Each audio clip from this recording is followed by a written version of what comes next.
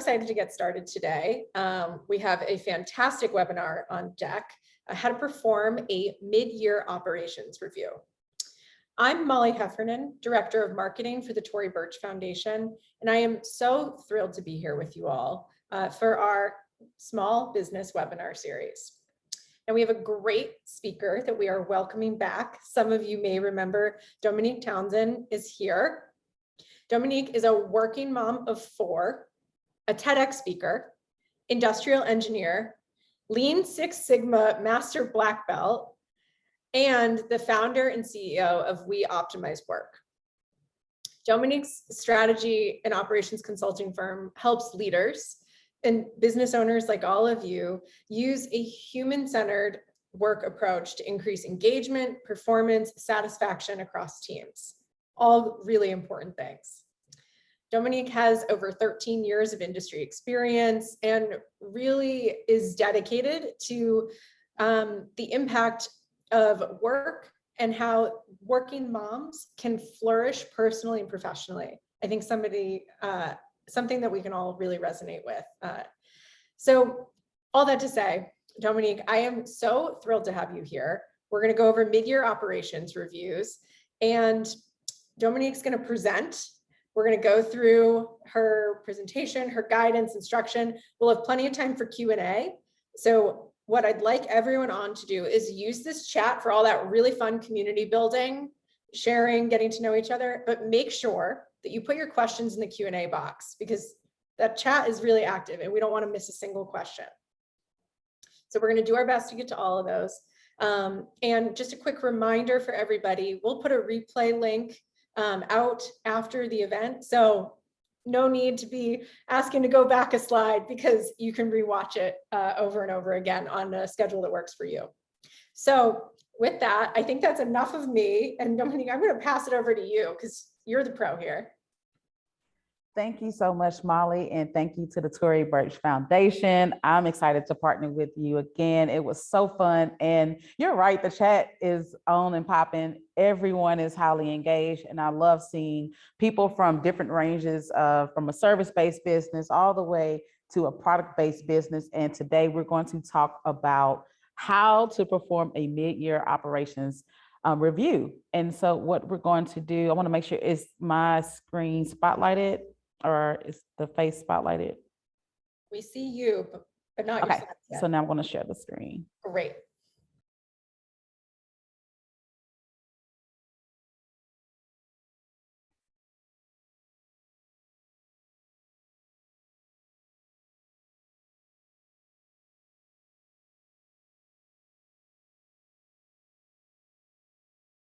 Okay, again, as mentioned, before we get started, the chat, I have visibility to the chat, but I want to make sure that I respect the time that we have. And apparently it's on a slideshow and not on what we need it to be on. So we will do that. Get it. Yeah, it doesn't need one time we can say back a slide. So should be able to see full screen. So you have visibility now. So, okay, we're getting started. So how to perform a mid-year operations review. Again, I'm Domonique Townsend. I'm super excited for this opportunity to meet with each of you today. Feel free to chat like some feedback that you have. We will go back and review the feedback that's provided. So if there are different scenarios that you see that relate to what you're looking for, please put that in the chat. I might not get to it during the session, but we will be reviewing that again. And at the end, there is a lot of time for questions and answers. And today, what we're going to do is cover we will cover the operations and business and the growth flow. This is an approach that I take to help people understand how do you look at the operation side of your business? What are the things that you need to tweak, improve, remove, or grow on in order for you to reach those goals? And so I know that there's an array of different business backgrounds. We have service-based businesses as well as product-based businesses. So I will give case scenarios in both of those areas so you can see how it will pertain to you.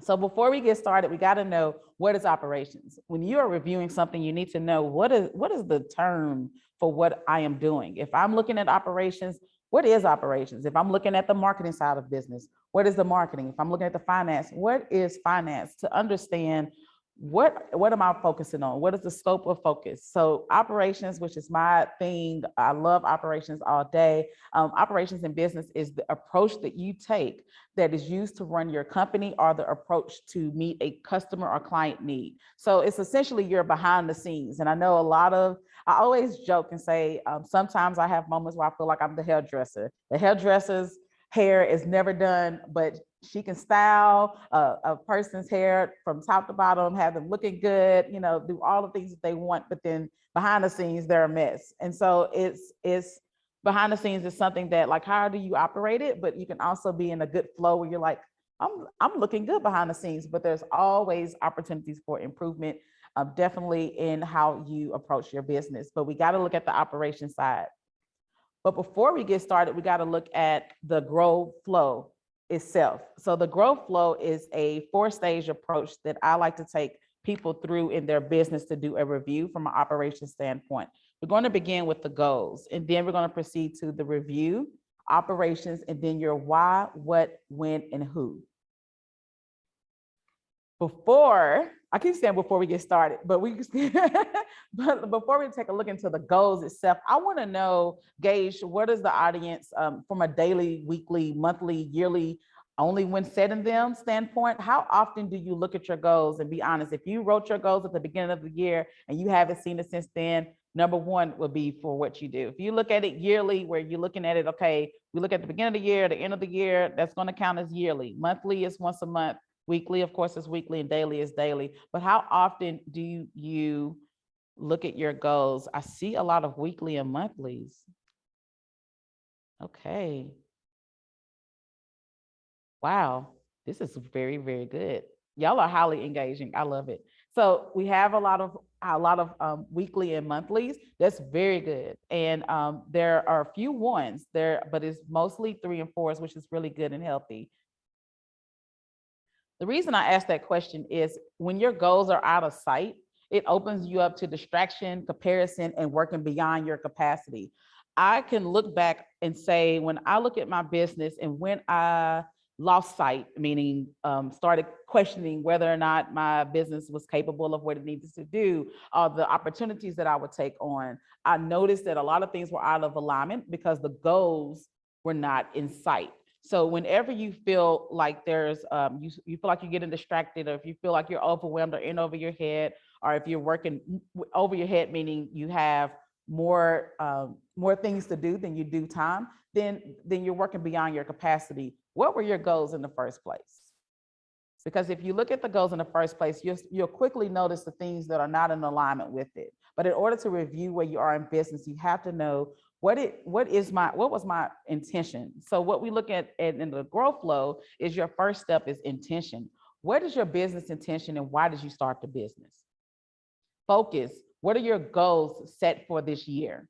And the uniqueness. What is your unique value proposition? If you know where you're going and you remind yourself of why you're unique and what you do and what your goals are for this year, it becomes more clear for you of the things that you need to do. But it also removes that veil of trying to keep up with what society recommends for you. It's easy to get distracted when you don't have your goals in front of you, but you really, when you're setting your goals, does the goal reflect your intention? Does it reflect your focus for the year and why you are unique? Remember who you are, okay? That's what that is, the uniqueness. Who you are is unique, and what is your business do that's unique? In the market, there could be thousands of, I'm in consultancy, there could be thousands of consultants, but there is something unique about me that I have to keep reminding myself. So when I am going to the next stage of reviewing things in my business, of reviewing areas in my business, I remember the things that I set out to do, my intention. I know what I'm focusing on, but I know I'm unique in it. So we're going to spotlight 2 businesses that we're going to use as some scenarios that I'm going to use from a product-based standpoint and from a product-based standpoint as well as a service-based standpoint. So shout out to Modi Toys, and the founder is Avani Modi Sarkar, and her mission is to help people of all ages stay connected to their Indian roots through our modern toys and books, which are inspired by ancient Hindu culture. So thank you for being a spotlighted business. And our second one is a service-based business that we will be spotlighting today. I'm going to bring this over so I can see. There we go. The spotlight business is therapeutic focus. Founder is Letitia Gaither Davis, and our mission is to alleviate cognitive and developmental deficiencies in children by providing safe, ethical, individualized treatment services that will prepare them to thrive within the society. So thank you so much for Letitia for providing your company as one that I can highlight in throughout this case scenario. So when we look at the product-based and the service-based side, we're on the goals part. So these are, I'm tying in their actual mission, I'm tying in the actual uniqueness of their company, but I'm being very broad and not direct on the exact goals that they have. So no, what we're doing is using a scenario goal that they may have for their business, but I want you to learn more about their actual missions and their uniqueness and check them out for being willing to be highlighted businesses through this process. So the product-based side for Modi Toys is the intention, the aim, and the uniqueness. So the actual intention is we help people of all ages that we talked about in the beginning of staying connected to their Indian roots through our modern toys and books, which are inspired by ancient Hindu culture.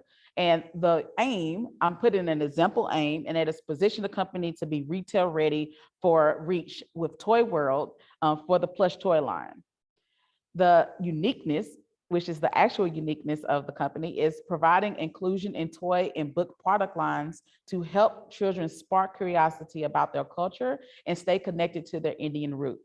And here on the service-based side for therapeutic focus, we have the mission again, with it, the mission to alleviate cognitive and developmental deficiencies in children by providing safe, ethical, individualized treatment services that will prepare them to thrive within society. And the aim for the year will be position the company to expand the clientele base by 20% with ABC offering.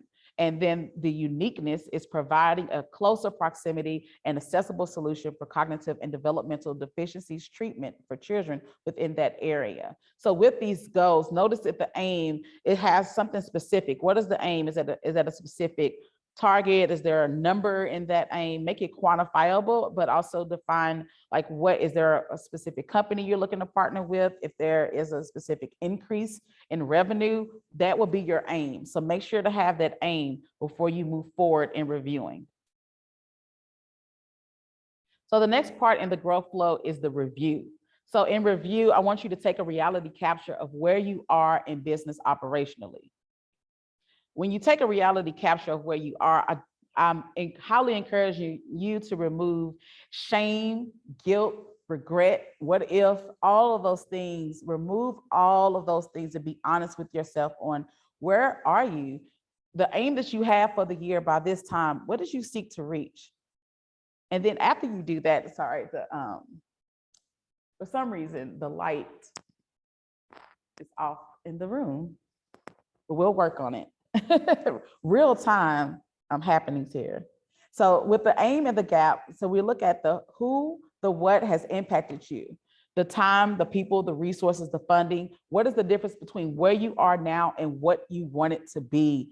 So I highly encourage you to look at the gap. So at the aim, where are you, and have that reality check or take a capture of the reality that's happening in the business so you can quickly identify like what and who has impacted you. Is it people?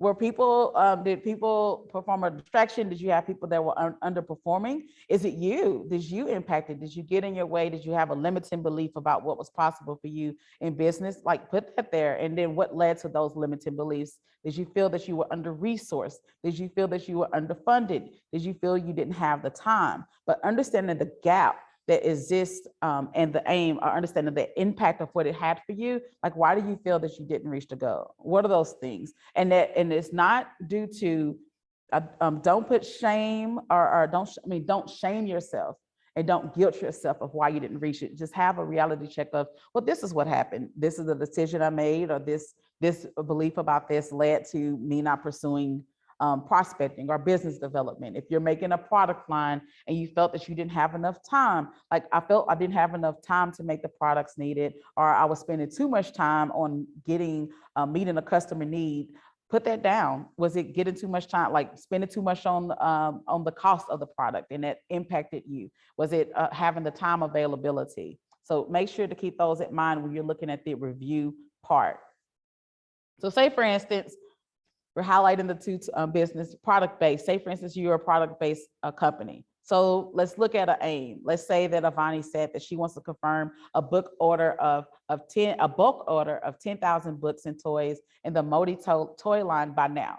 And what she's noticing is that the cost to make the aim was the gap is the cost to make the products currently would not be profitable. So yes, there's a goal to reach this bulk order or have more products. So, but the cost to make the products is not being profitable for the business itself. So the impacts are the product cost and having a retail ready plan. What are the steps that need to be put in place to drive down the cost to make the products so that you can move towards reaching that aim, and also being retail ready as well. So say for a service-based business, if you have a service and you receive a total of 25 new clients onboarded to receive our services, that is the aim. And by this year, this is the goal that was supposed to happen. But the gap is the capacity and the time spent.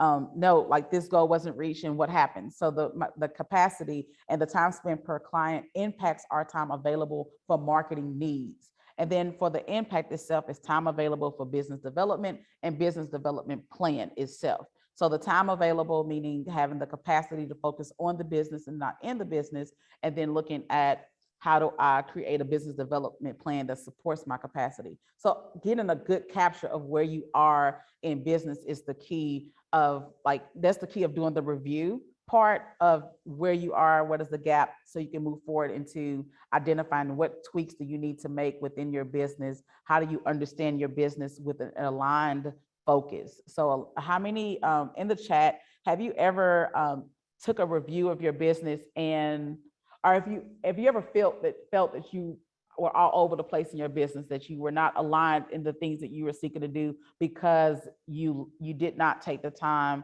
to why is it that I feel like I'm all over the place? Have you done that, or have you experienced that? And if you're experiencing that now, please share what your experiences are with that, because I would love to. We will be reviewing your feedback after this webinar to provide some insight or some nuggets that can help you. But what experiences do you have where you feel like, hey, if I would have just been clear about these gaps without shame, without regret, without questioning yourself, what are those things that I could have done to make it better?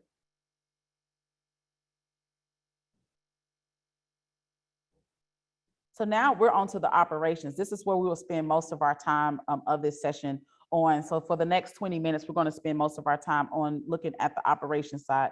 This is the operations, the behind the scenes is very key in your business. And I'm going to go here.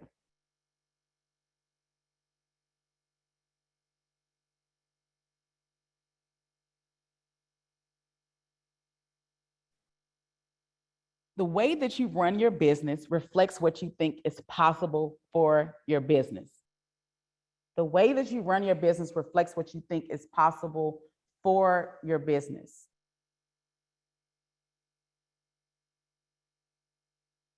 And I say that because how we operate really reflects what we think is possible. And the reason I say that is because I noticed, even me personally, I operated the business as if it wasn't capable of reaching its goals, all because of either limited beliefs, but not having the goals in front of me to say, the actions that I'm taking, is that in alignment with where I'm seeking to go? And how am I doing that from an operation standpoint to reach it? And so those things also allow you to make the tweaks that you need to make. But if you don't approach your business by giving it the time and giving it the focus needed to look at how you operate, then you will feel all over the place, but also you will feel that you're not actively doing the things needed to move the needle in your business. So the importance of having a review time for your business is key.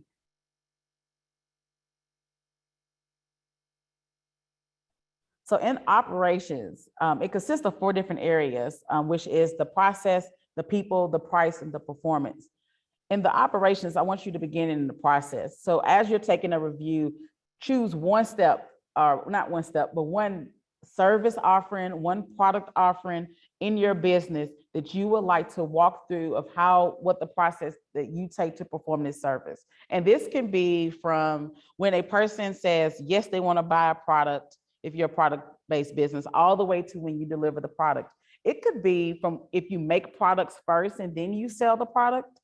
After you make the product, then you can do the process. What happens when you first do it, all the way to when you market it, all the way to when you are delivering the product. If you're a service-based business, after the contract is signed and agreed upon, what are the services that are happening? How are you nurturing the contract? Are you sending out the payment? And then do you send a get to know you where you're walking through with the client, like what your process looks like? So what is that one thing that you want to say? If you say, I have ABC service, and for ABC service, this is how I work with my particular client, or I have this product, and with this product, this is the process that I take, all the way from when whatever marks your start point for that product or service up until the end, meaning that the client relationship that's complete for that scope of work that you're focusing on. And if you're a product based, then it's when they receive the product and they receive the product and you essentially have a happy customer.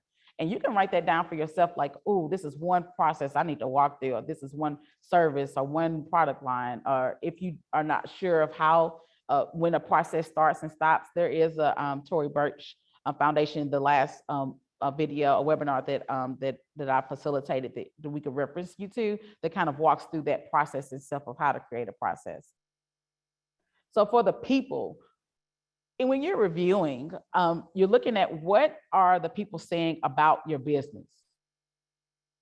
So it's saying not, I know we look at the customers or the employees themselves. So when you have a team member and they're looking at how to do business and how to do business, but how are you performing business and are they satisfied with it? We're not looking at it for this part, but for the customers, we're looking at what are the customers saying about your business? So from a review standpoint, if you have a review process, what are the people saying about your product? Are the customers happy? If you have a service-based business, are there testimonials? And if you don't have testimonials, find a way to capture that. But understand, what are the people saying about the product? Is the process that you're taking or the impact that you're seeking to make, is it making that impact? And whatever you do in business, whatever you're focusing on, you're making an impact. It's not just a product. It's not just a service. There's a reason that you set the intention that you made in starting that business. And so that's the key thing to look for. Like what are the customers saying, and does it align with what intent that you sought to make? So that really helps in understanding that. The next part of the process that you look at is the price. So what is the cost of doing business? How long does it take you to do parts of that process? So when you lay out the process first, you want to know how long does it take, or how often, or how long am I focusing on making this part for this product? How long am I spending ordering materials, or how long does it take for the materials to come? How much am I spending on freight to ship or to get the items delivered? If you're a service-based business, the cost of doing business is how much time is it taking you to perform this process?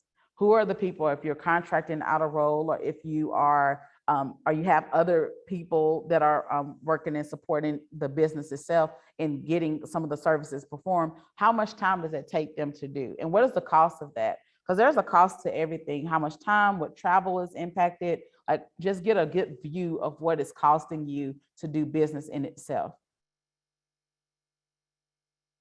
And the performance. What do you do well in how you operate business? So this helps you get a capture of understanding in business. I know that I do this well. For me, I know I do the delivery of facilitating a service. So if I'm doing a strategic session or a VIP day and walking companies through how can they look at work approaches differently for their teams, I do that very well. Those are the things that I really love to do. But then there's other sides that I'm good at, but it's not my zone of genius. You know, you have your different zones. If you read The Big Leap by Gay Hendricks, that's a really good book, but it talks about your different zones. And I know that my zone of genius is within the actual facilitation or the speaking or the delivery of the service, which I love to do in helping people navigate, like, how do we reach a goal? What is the strategy? What is the approach we need to take to get a rapid flow to reach those particular goals? So I know I do that well, but if like marketing, I do the speaking part well, but what is their marketing plan? I'm excellent at it,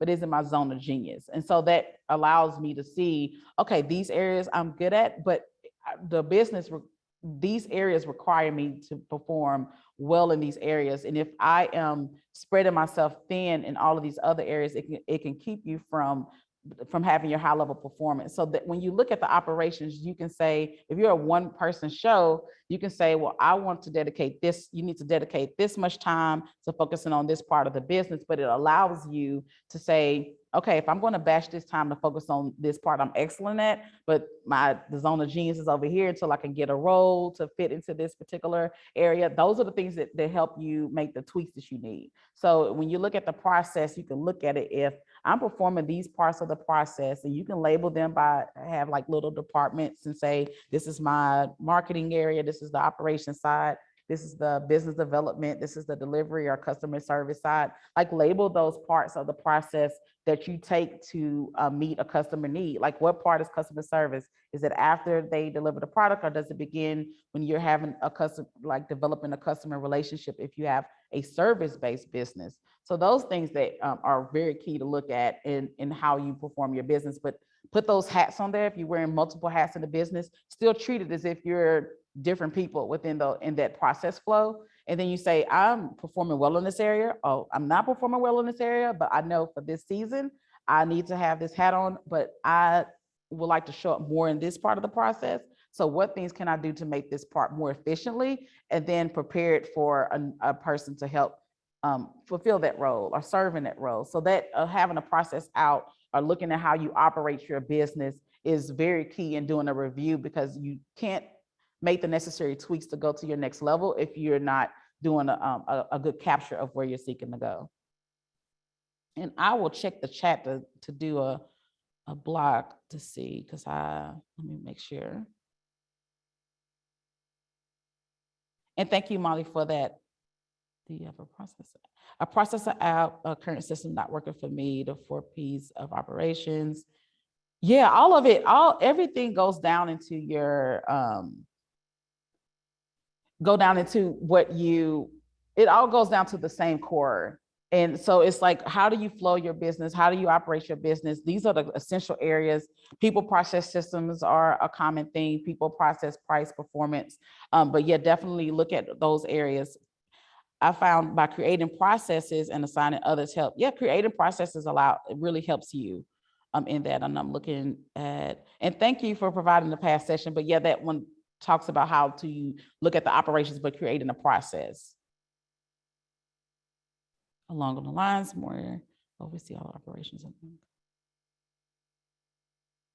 Okay, so when we're talking about, one of the things I want to look at too, when you mention time, the key thing in looking at your operations is essentially how can you optimize the way you approach work to do it more efficiently, but also within your capacity. So when you look at, if you're laying things out and you're seeing that, hey, I have more tasks than I have time, then you look at your process to say, is this necessary? Is this contributing to the goal of what I want the experience for the customers to be? What are they saying? What are those tweaks that I need to make within the process? And that can help you have a more a narrow focus of how you do business, but also it can help you see, are certain service offerings, do they need to be put into a separate season? Meaning, if they're for me, I've had certain seasons where, okay, the capacity is I can only offer this one service or 2 services. And then it's like, if you add more, what I found is I actually like offering 2 core services and not going out of that, but it supports my capacity with managing kids and managing children, and then having them in school season is back in. So I know that automatically my capacity is limited per like per that school season. So what I do is look at the operations and how am I operating the business and what is my ultimate goal for this business? Well, I still can drive an impact by focusing on this one service here or this second service. So those two core offerings, one is within speaking, one is within facilitated sessions like this and helping teams create plans of actions to reach those goals. So to do that, you have to understand, what am I doing in the first place? What am I focusing on? And that can help you. It's not, you're going to have peak seasons. There are going to be things where you feel like you don't have enough time. But when you do that, look at your capacity and say, how can I drive an impact within this season that I feel that my time is limited? And how do I align some of these processes and actions to help me reach those goals so that I can still make the impact that I seek to make, but now I'm operating at a capacity that I've defined for me. So that's what helps me. So if you have any tips for how, in the comments as well, of sharing, like how, when you feel like you don't have enough time, what are the tweaks that you personally make? But for me, I lay out, what am I doing? What is my ultimate goal? And what are those gaps? And if the gaps are impacted because of time, but it is another one because of not keeping the goals in front of me, and I'm not looking at the opportunities that align with making an impact, or did I spend time being distracted and not doing, or having a limited belief and not reaching out for business development? If it's marketing, have I not shown up the way I wanted to because of A, B, and C? Is it a person? Is it someone that has recommended you to take a full pivot in your business and you were uncomfortable saying no to that, or taking on the opportunity that you were uncomfortable saying no to, or adding a product line? All of those things, or if you felt like you had a sense of urgency, like all of those series of questioning needs to happen so you can really lay out, what is it that I'm focusing my time on, and is it necessary in this season? And especially if you're a solopreneur, you're in a season where your time is limited because you're literally wearing multiple hats. So the time that you have to do the thing that you sought to do, like your intention of starting a business, delivering that service, it limits that. So in order to look at it, really evaluate, how do I maximize my time in these areas? What can I do differently that supports my capacity, but also do it in a way that I've defined for me? So that is very helpful, of looking at what is your capacity, respecting your capacity, and not shaming your capacity that you do have. So if you do have limited time, even if you have 3 hours of a week to do something, if you define, what in these 3 hours can I do to help provide something to a client that allows this to happen, keeping the goals up front, like what service aligns with that, and keeping with that, say this season, we're looking at a 9-month season or a 6-month season. And what that does, it helps you to have respect where you are, but not shame yourself or feeling like you're falling behind, or have this sense of urgency that is happening beyond us, especially in the entrepreneurial space, where it's the grind, it's all of those things. Well, yeah, it's definitely a grind, but grind doesn't mean long hours. You can grind in 3 hours. Is for me, it's all about effectiveness. It's all about how are you focusing that time in the time that you have, respecting your own capacity and being okay with that. And that's where keeping the goals first, and then approaching your business like you care in a way that it's like, I'm approaching my business this way. These are the impacts that I control, and these are areas that I don't control. Who are my who's? Who are the people that can help me? And if I don't have the funds to do these different areas, or if I do have the funds, how do I do that? How do I look at the resources that can support me? Today is an example. These like the webinars that you're attending and engaging in and learning in, how can I utilize the things that I have access to right now to help me build up on these things? And then in the next season, when I have someone that can come and focus on that, then have that happen. But definitely it all starts with knowing where you are and taking a capture of that, and then aligning it with your capacity. What time do you have? And then use that as the guider. When you go over the time, what things that I take on that when I start of the time wasn't in alignment, what tweaks do I need to make? And do it without shame, and without questioning yourself. So the what, the why, the what, the when, and the who. So the next 4 minutes, we're going to go through that why, what, when, and who. So change can be challenging, but complacency can be detrimental. Taking one step at a time at your own pace is the key to successfully operating your business. One step at a time at your own pace. One step at a time at your own pace. At your own pace. Because some things, I know I need to make changes in this particular area. And then you feel this urgency, but you know, from a capacity standpoint, it might take 2 weeks before you can get the time to sit down and make that change. Set that time at your own pace, give yourself a date so you can walk through the changes that you make, but make sure you do it at your own pace and don't feel rushed. You have time to do the things that you seek to do and make the impact that you seek to make. So in the why, we have the why, the what, the when, and the who. So the why is like a team assessment. This is where the people that are working in your company comes from. When we looked at the operations, we were looking at what are the customers saying about your product? What are they saying about the quality of the product? What are they saying about the time delivery? What are the people saying if you're a service-based company? What are the people saying about your service? How easy was it for them to work with you from the beginning to the end? Just really ask those questions so you can get to understand that. But in the why here, you want to look at yourself more in depth and then also your team. Fill in the gap. We'll talk about the what's on that. When, making shift happen. And who, going in it together. Like I said, you're not alone. You're not alone in this journey. No matter what you may think of when you see things of feeling like you're the only person feeling, I say you judge your progress off of someone else's appearance. Those things happen a lot. So we got to make sure like, hey, they're going through things too. They had a phase or had a season that they started at day one, just like you. But if you realize that you're not alone in this journey, it makes it much easier. And also it gives you the permission to look at yourself more in the business flow. So in the self and team assessment, understand why are you operating this way? What are your strengths? What are your opportunities? What roles do you play in the process? So as you lay out the process, what roles do you play? So when I talked about the multiple hats, that's a key area to look at. What are the roles that your team or resources play in the process? How do they support it? What are the roles? And I think I repeated that, so that means that it was twice as important. But I definitely wanted to show the value of like understanding like the roles that people play, but making sure you align it with each area of the process. Fill in the gap. So what can you do differently? There's always room for continuous improvement. By trade, as an engineer and a Lean Six Sigma Master Black Belt, I often looked at projects and opportunity for continuous improvement.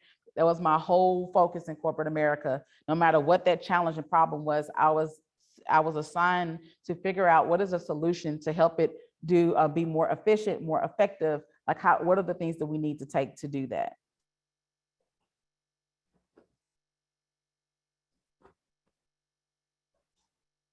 Okay.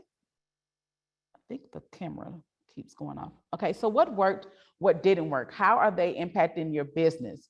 What can I continue and what can I do differently? So the success tip is definitely focusing on placing your goals and your process together. So I like to lay things out, which you will see in a treat that you will be receiving at the end of this session, but you can lay out how you fill the gap. Like what are the things that you can do differently? What are the things that you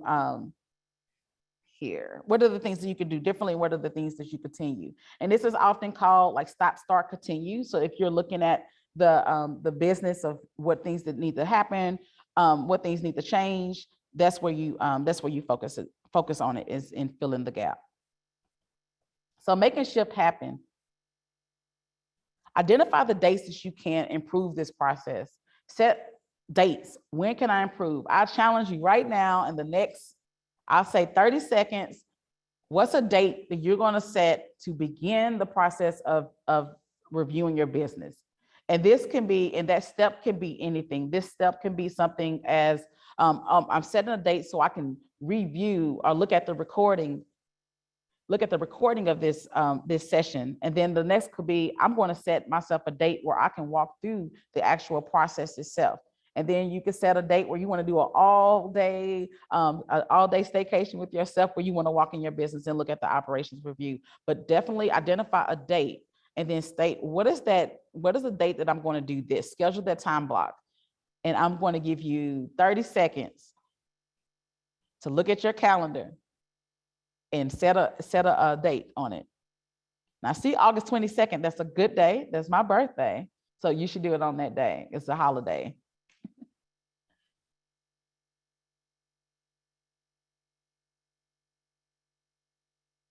Do I see a different? Thank you. So you see some 8/22, September 12th. These are good. I'm seeing some dates.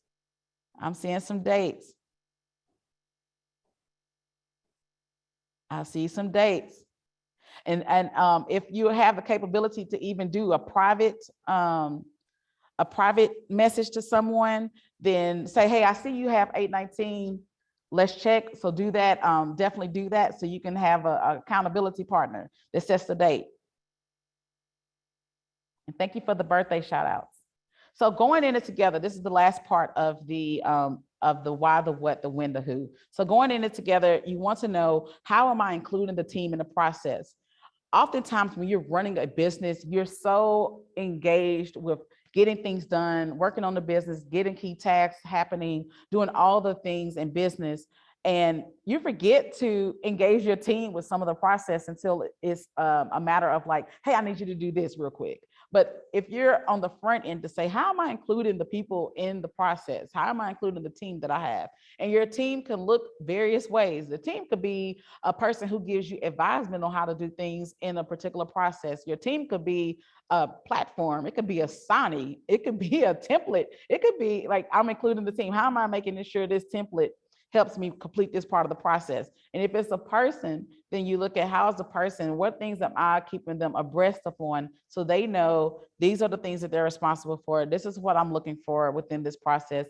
This is what success looks like. And then if it's yourself, like, how do you collaborate with people? How can I collaborate to support the plan to reach my business goals? But definitely collaborate with people. This is not a solo journey. It's not purpose to be a solo journey. What we're unique in what we're seeking to do, but we do not have to do that alone. So find someone that you can like mind share off of, you can meet with, and just really talk to about like, hey, this is where I'm at. Would you like to meet? I'm working through these things. You're working through the things. Like, how are you collaborating with people? And kind of share ideas of how you're collaborating with people. Contract roles. You can collaborate with resources. The Tory Burch Foundation provides various resources.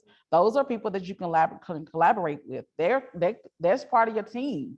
You know, it takes a lot of people in your team to help support you. So here we have the next part, the final part is I'm Domonique Townsend, and I always keep my values in front of me. And this is what helps me keep focused in the business. Is my values are authenticity, collaboration, trust, fun, excellence. If it doesn't have all of these things, I don't move forward with it. That's a commitment that I've made to myself. And I continually have a learning lesson of, oh, did I make a commitment to the values that I set for myself? I keep these up with the values, and I also have the goals. So values, what is the goal?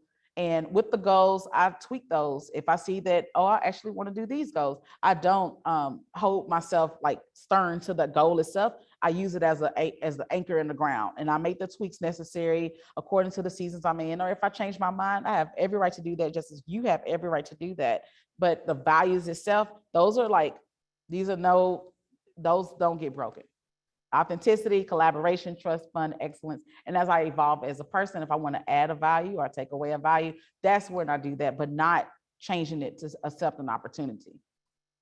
So here, the work approach innovator, Olivia Pope of operations, and Beyonce's virtual backup dancer. So shout out to all the Beehive members out there. And this special here is you have a digital workbook that is gifted to the first 75 people, available for attendees. But if you scan this or go to bit.ly/my mid-year review, bit.ly/my mid-year review, and sign up, the first 75 people will receive a free digital workbook that's sponsored by the Tory Burch Foundation. And if you are after the 75, you do have a special price offering to receive this review. And what this review workbook does is walk you more in depth through, but it's like a guide for you to work alongside. But definitely take a scan of this, and we have it open for questions and answers. And I'm going to stop share so that way I can see everything great. Well, there are a lot of questions.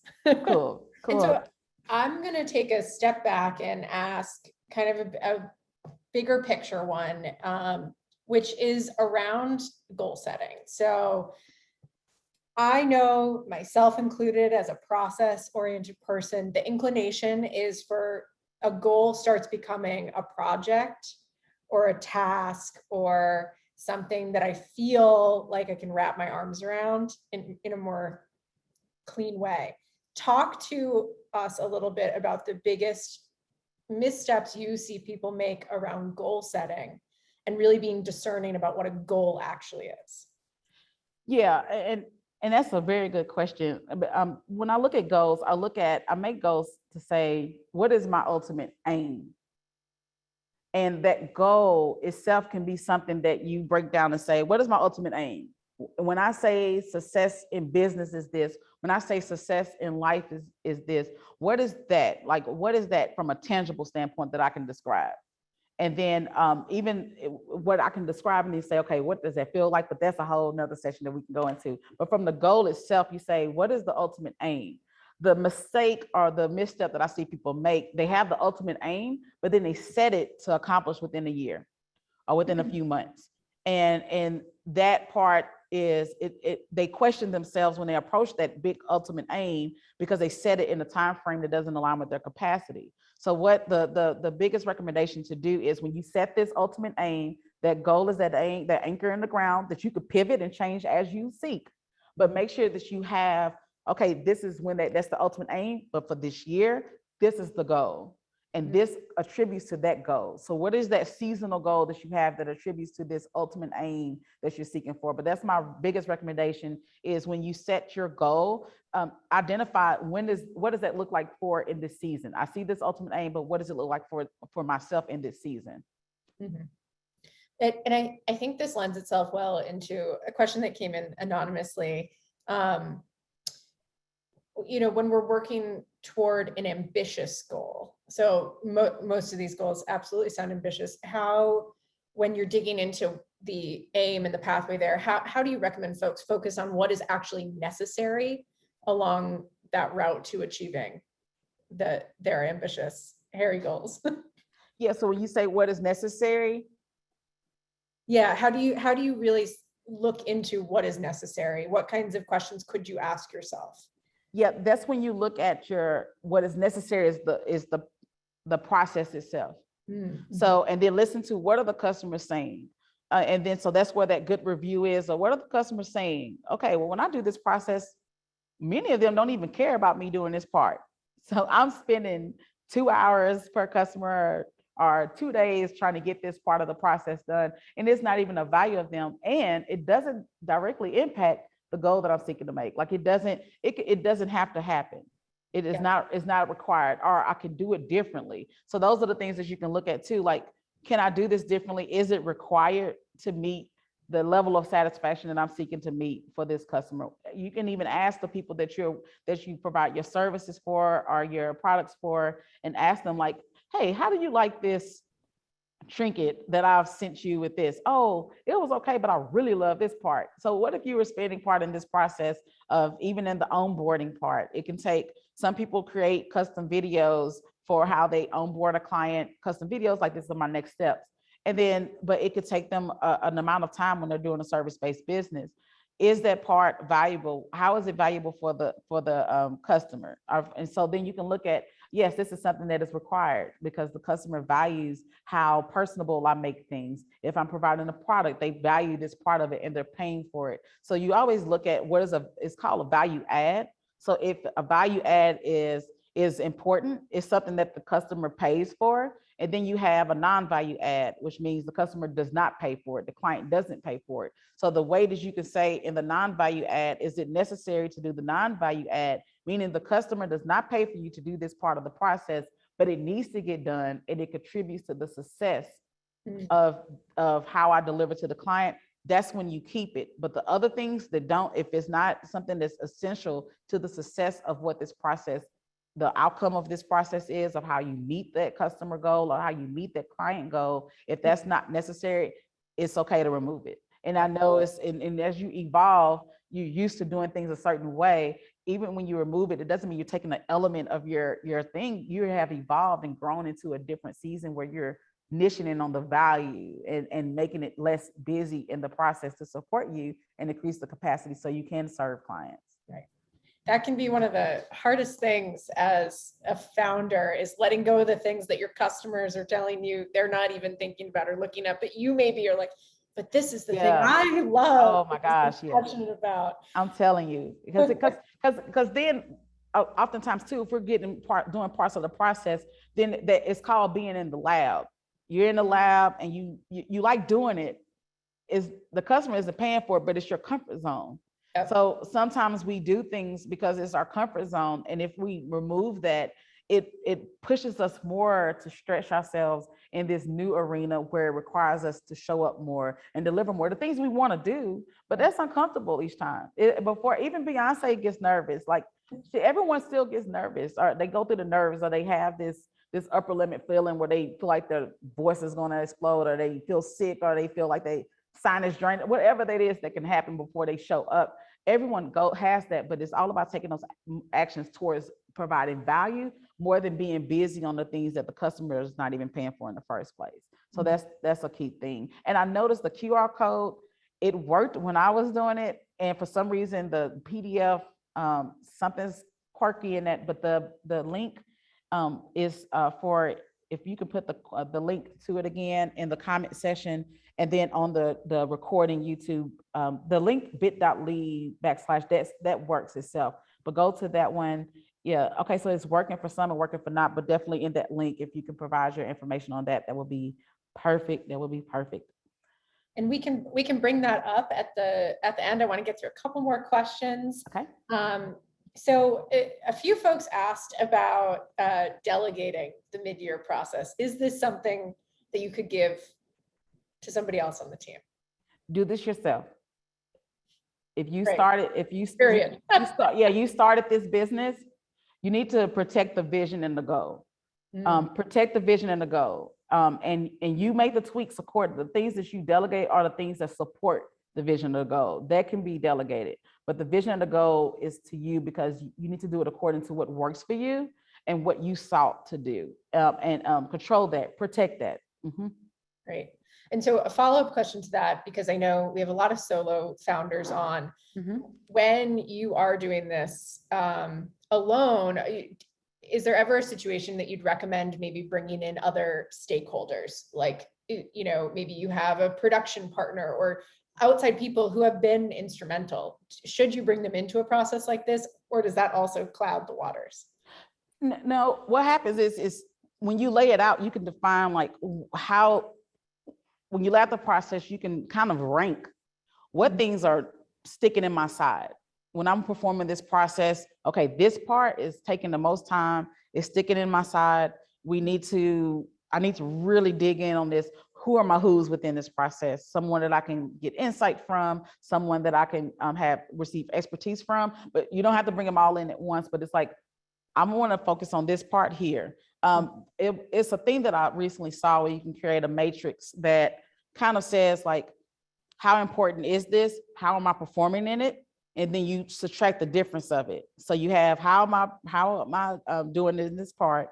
How important is this part? So if you label the process out and you have like marketing, operations, business development, sales, customer service, if you label the hats of the process that you take, like within this, these are the steps that I take. And then you label like the level of importance it is, of like, this is very critical to meeting the client need. Then you can like look at, how am I performing in it?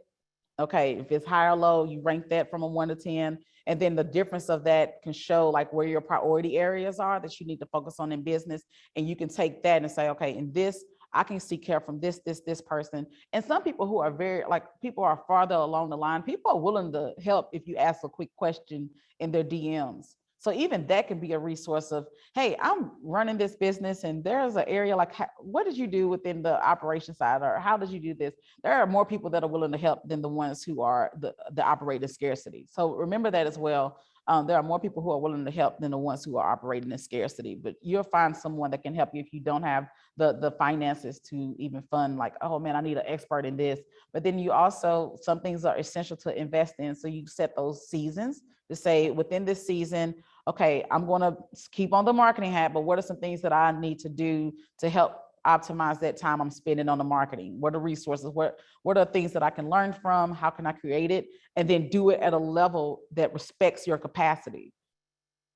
And so it's like, you don't have to do the busy work where you're like, well, so-and-so is doing 5 posts a day, all of these things. They might do that because they see that as effective for their business. But for you in your season, if you see more people doing 5 or whatever, do 2 really good ones that provide a deeper value, go like all of those things. And that is, it worked along your time, but it still is providing value. And then when you click up the season, turn up in that next season to do more if you want, if you decide to, but make sure when you make those tweaks, it's at the level according to the season and still drives that impact. Yeah. Well, speaking of seasons and just uncertainty, and I think obviously the economy and everything going on in the world is top of mind for everybody running a business. How do you factor in the macro environment into your mid-year operations reviews and an annual review and goal setting and all of everything we talked about today? So there goes into, if you look in your process, you can look at it like that. So I was trying to figure out a way to explain without going into I was about to draw it out. Me posting, I put this board here and I'm like, Domonique, you literally have like an hour. So then, but if you lay out your process, you can see, is the environment impacting this? If you have a product-based business supply chain, your supply chain is likely impacted.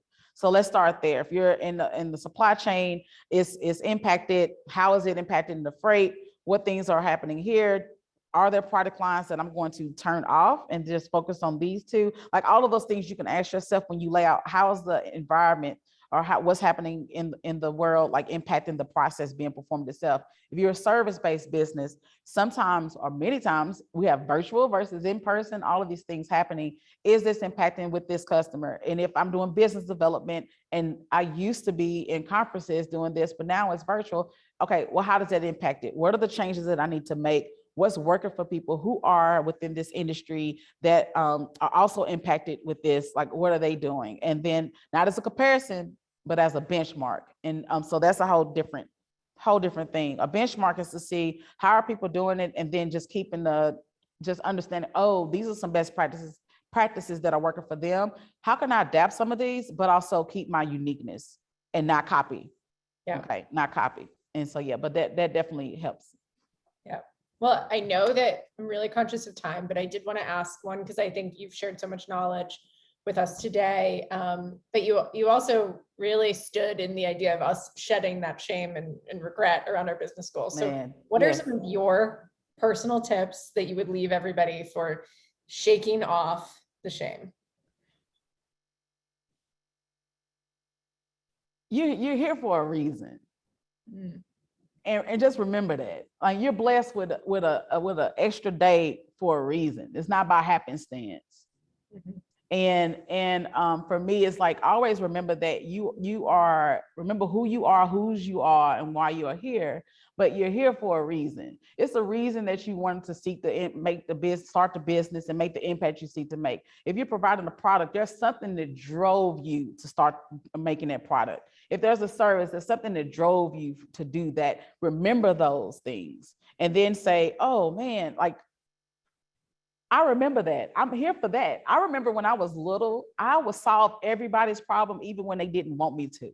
I would advocate for people, stand up for people, and I would draw things out. I had all of the elaborateness with it. I would be shiny. I always like markers. I always like all the things. And then I went in the workplace and ended up advocating for myself and my peers, creating processes, putting all those things in place. It was like full circle moment. I took the leap into entrepreneurship, and I forgot that intent of why I started the business, and got distracted and found myself begging to be valued as if I was not the CEO of my own company.